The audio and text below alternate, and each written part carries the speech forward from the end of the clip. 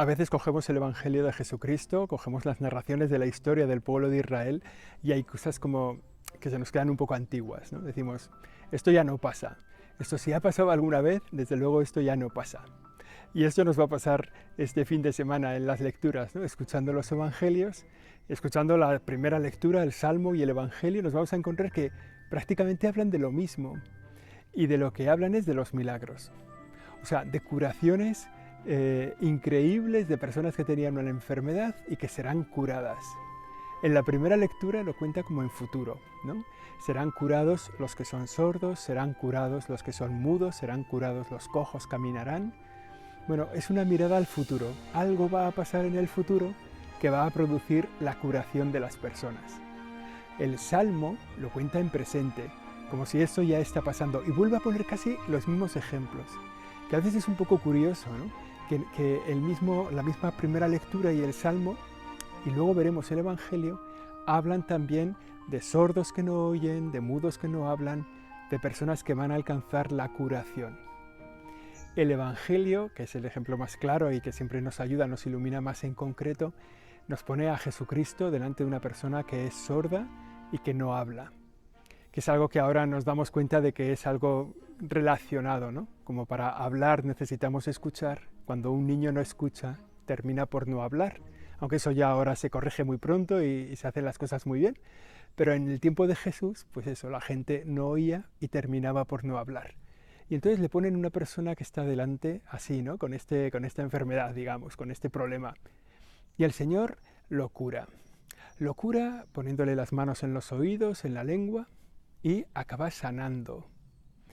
Lo que parece increíble es que esos milagros se produjeran en tiempos de Jesús y ahora no se produzcan. Entonces da la impresión de que es una cosa del pasado.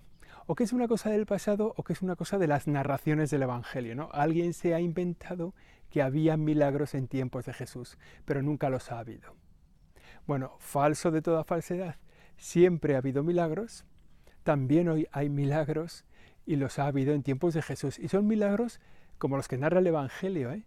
No es una cosa teórica que a lo mejor a alguien, pues no. Un cojo que empieza a andar, un sordo que empieza a escuchar, un mudo que empieza a hablar. O sea, milagros de los de real. Entonces, ¿por qué nosotros no nos pasa esto que en nuestro tiempo podemos decir que esto esté ocurriendo aquí y ahora?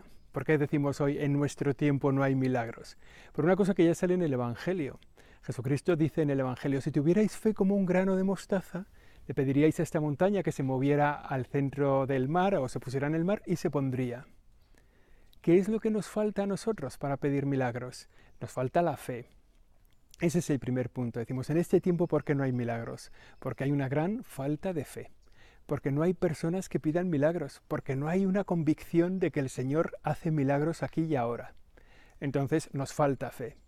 Por eso lo primero que tenemos que pedir al Señor si queremos que haya milagros cerca de nosotros es auméntame la fe. Dame la fe aunque sea como si fuera un grano de mostaza, para que empiece a pedirte con fe. ¿Qué es lo que hace falta para que haya milagros? Por tanto, pedimos al Señor la fe para poder pedir al Señor con fe. Y este será como el primer paso para la realización de los milagros en torno a nosotros. Nosotros, es verdad, ¿no?, que si miramos a nuestro tiempo con ojos de fe, también nos encontramos milagros ahora. Si miramos a nuestro entorno, nos damos cuenta de cuántas cosas actúa Dios en el mundo, interviene Dios en el mundo de manera explícita. A veces por mediación de las personas que están junto a nosotros, a veces por la mediación de los santos, ¿no?, a los que nosotros invocamos, le pedimos un milagro a un santo y el santo se lo pone en manos de Dios y Dios lo realiza. Existen milagros en nuestro tiempo. También nos hace falta una mirada de fe. Mirar a nuestro universo, a la gente que nos rodea, al mundo en el que nosotros vivimos, con una mirada de fe. Por tanto, pedir al Señor que nos aumente la fe, pedir al Señor con fe y mirar a nuestro mundo con fe. Y nos daremos cuenta de los milagros que se producen.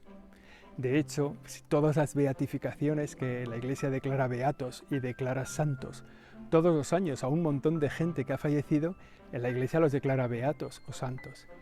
Un elemento que es esencial para esa beatificación o para esa canonización es que esa persona se haya producido un milagro por su intercesión, que haya pedido a alguien, a esa persona que ha fallecido, que se produzca un milagro y que ese milagro se haya producido. Y no son milagros de cambios un poco intangibles. Normalmente son milagros inexplicables desde el punto de vista científico. Y cada año son un montón de milagros que se reconocen. Por tanto, si a ti no te ha pasado todavía un milagro, es porque no lo has pedido con fe. O porque tienes poca fe. O porque miras a tu alrededor sin fe y no te das cuenta de los milagros que hay a tu alrededor. Por tanto, vamos a pedir esta semana que el Señor aumente en nosotros la fe, para que podamos mirar a nuestro mundo con una mirada más cristiana, más desde Cristo, que se da cuenta de cómo crece el reino de Dios también entre nosotros. Ojalá que lo vivamos así esta semana.